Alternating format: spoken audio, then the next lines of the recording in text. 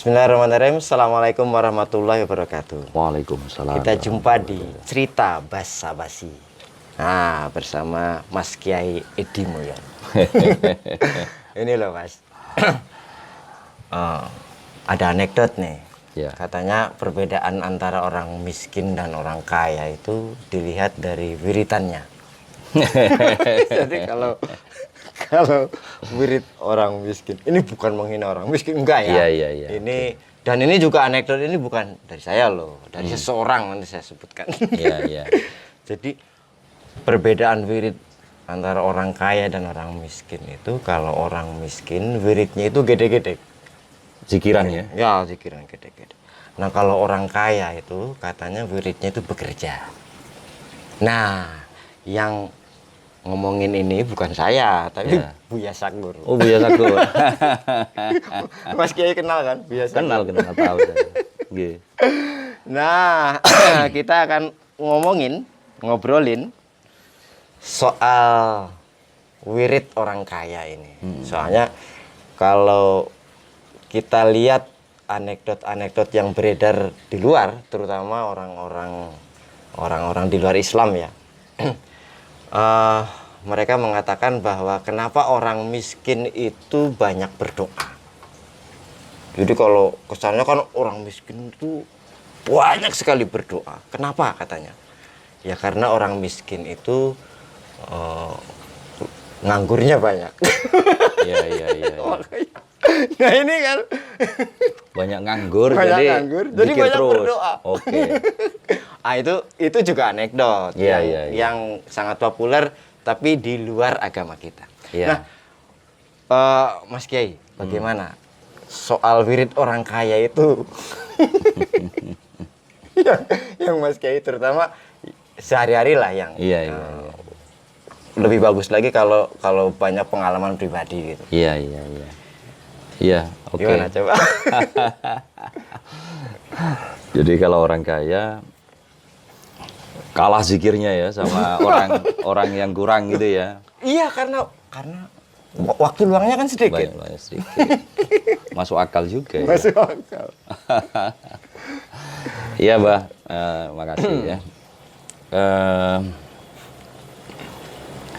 Saya mungkin mulai dari satu ayat begini ya. Gimana? Ada di Al-Quran itu ayat begini. Wabtagi fi ma'atakallahu daral akhirah. Wala tansa nasibaka minat dunia. Gitu. Wa ahsin kama ahsanallahu ilaika. Gitu ya. Artinya gini. Carilah jalan apa-apa yang bisa menghantarmu kepada kehidupan akhirat. Oke. Gitu ya. Ya mungkin di dalamnya zikir itu tadi. Wala tansa nasibaka minad dunya. Tetapi jangan lupakan bagianmu dari kehidupan dunia. Gitu. Terus yang terakhir, wahsin kama ahsanallahu ilaika. Ini kalau umumnya diartikan begini. Berbuat baiklah sebagaimana Allah telah berbuat baik kepadamu. Cuman penerjemahan ini menurut Prof. Quraish Shihab itu ada sedikit keluputan. Beliau mengusulkan penerjemahan gini dan menurut saya ini jauh lebih masuk akal ya. Apa? Berbuat baiklah karena Allah telah berbuat baik kepadamu. Oke. Logikanya adalah mustahil kita yang manusia ini bisa berbuat baik sebagaimana Allah telah berbuat baik kepada kita. Begitu. Maka beliau melakukan pembaruan penerjemahan dan ini keren sekali. Gitu ya. Ayat ini memberi clue-clue begini. Pertama, di Al-Quran itu memang berjubel sekali ayat yang mengesankan bahwa hendaknya kita mengutamakan kehidupan akhirat dari kehidupan dunia. Itu satu. Itu. Ya, clue-nya itu. Kemudian. Lalu di sejumlah kalangan mereka memahami dan mengamalkan untuk sedikit bekerja keduniawian dengan memperbanyak mengutamakan kerja keakhiratan, gitu ya. Apakah ini luput? Tentu tidak luput. Boleh orang berpikir seperti ini, tapi ada keterangan lain terhadap ayat ini, gitu ya. Dikatakan bahwa cenderung diutamakannya kehidupan akhirat untuk kita dahulukan dibanding kehidupan dunia dengan berbagai narasi-narasi itu ya, dikarenakan logikanya ini agak anekdot juga ini, Bah. Gimana? Karena kalau kepada orang menyuruh makan, cukuplah suruh sekali, maka dia akan makan. Tetapi kalau orang disuruh puasa, maka dia harus dikatakan berkali-kali. Gitu ya. Karena memang kita punya kecenderungan untuk lebih senang kepada kehidupan dunia, nikmat-nikmat dunia, ya, daripada akhirat. Maka wajar kalau porsi penekanan kepada kehidupan akhirat itu harus lebih banyak, lebih mendorong, lebih kokoh dibanding porsi kepada kehidupan dunia. Gitu. Nah, ketika di zaman Nabi kan Ya, pernah tuh ya. ada orang yang beritan terus di masjid. Ya mungkin bukan ingin kaya mungkin. Mungkin ingin masuk surga. Ya. Saya yakin itulah Oke. tujuannya. Tapi kan kemudian ada yang lapor kepada Kanjeng Nabi. Tuh, Kanjeng Nabi, tuh ada orang wiridan terus sampai melupakan keluarganya. Kan, Iya, gitu kan. iya. Kira-kira kisahnya begitu. Nah, Kanjeng Nabi kan kemudian mengatakan bahwa dia adalah calon ahli neraka. Oh, itu kan medeni ya? Lah maksud saya ini, maksudku gini. Ya. Bagaimana perbandingannya antara kenceng berdoa dengan kenceng mencari dunia? Iya. Itu kan mestinya kan ada juga Iya. perbandingan yang seimbang lah. Betul. Ya, lanjutan dari keterangan tafsir terhadap ayat tadi itu begini. Karena kita ini bawaannya memang lebih cenderung kepada kilau kemilau dunia daripada akhirat, Iya. maka wajar kalau kita ini harus didorong lebih banyak kepada kehidupan akhirat daripada dunia, gitu loh. Oke. Itu satu. Yang kedua, ketika Al-Quran mengatakan tadi walatan sanasibaka minad dunya, jangan lupa bagianmu dari dunia, begitulah cara Al-Quran mendorong kita untuk juga bekerja, hidup dengan kehidupan yang layak dan pantas, bahkan misalnya ditakdir kaya ya untuk kaya, gitu loh. Tetapi lagi-lagi pada prinsipnya janganlah seluruh urusan pekerjaan, urusan harta, kekayaan dunia ini lalu menyebabkan kita ini lupa terhadap kehidupan akhirat. Maka bahasanya wala tansa ojo lali terhadap kehidupan duniamu, gitu loh.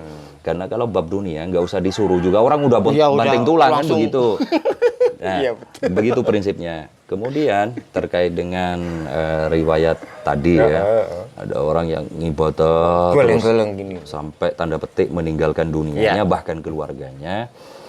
Ya, pandangan seperti ini memang ada kalangan yang memilih melakukan begitu ya. Kalau saya pribadi, saya bukan di kota itu, gitu. Saya bukan di kota itu. Karena itu saya kira, lalu yang menjadi nilai signifikan antara pihak yang ibaratnya lebih memilih bersibuk dengan akhirat begitu, ataupun pihak yang juga bersibuk dengan urusan dunia, esensinya adalah jangan pernah hatinya itu lalu ditutupi, dikuasai oleh harta benda dunia dengan pekerjaan dan sebagainya. Ya begitu. Bahwa lalu di permukaannya dia punya banyak pekerjaan, punya banyak order, banyak karyawan dan semacamnya, itu ya biasa saja. Gini loh maksudku Mas Kiai. Ya. Kan wiritan itu kan jauh lebih mudah daripada bekerja menjadi orang kaya, apalagi bekerja kemudian menjadi orang kaya kan susah tuh. Iya. Nah, wiritan kan lebih mudah. Iya. Nah, apakah itu juga ada sikap putus asa atau pelarian? Loh kan banyak loh kasusnya. Iya. Tiba-tiba terlilit hutang banyak, Ya. ratusan juta, kemudian bingung, akhirnya pergi ke gunung, wiritan. Tapi kok ya ada juga yang berhasil loh. Iya. Nah, gini, kita kembalikan ke yang tadi. Iya, iya. Kalau Mas Edi sendiri melihat ini bagaimana nih? Apakah itu sikap putus asa atau bagaimana? Ya, salah satu yang sering saya katakan sembari bercanda ya ke ya. kalangan anak-anak muda Ya, terutama oke. adalah gini, muda, orang duwe duit, Orang ada duit. orang duwe yang, wahdatul wujud, orang masuk bos itu. Wah, lalu. Aku bilang gitu ya.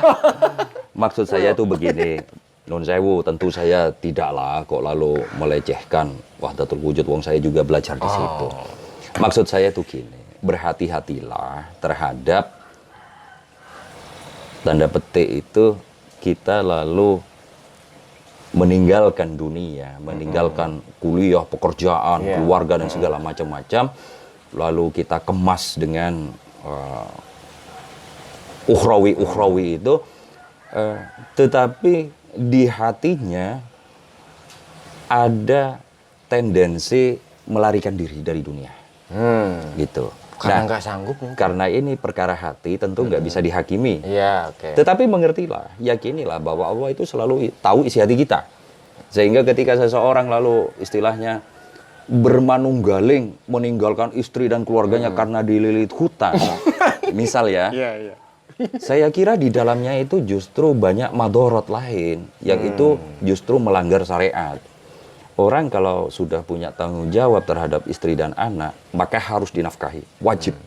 Tidak boleh ada alasan babi ibu, wahdatul wujud, macam-macam, lalu ini ditinggalkan. Tidak bisa begitu.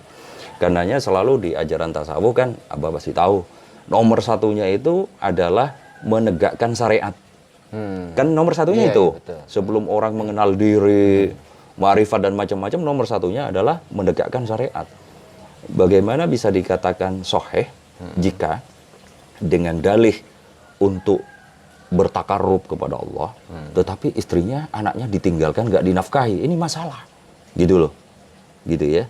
Nah, ini tentu wilayah yang menurut saya itu harus kita hati-hati, supaya kita tidak maksud hati pengen takarrub kepada Allah, tapi di detik yang sama menimbulkan madorot-madorot kepada lingkaran kita.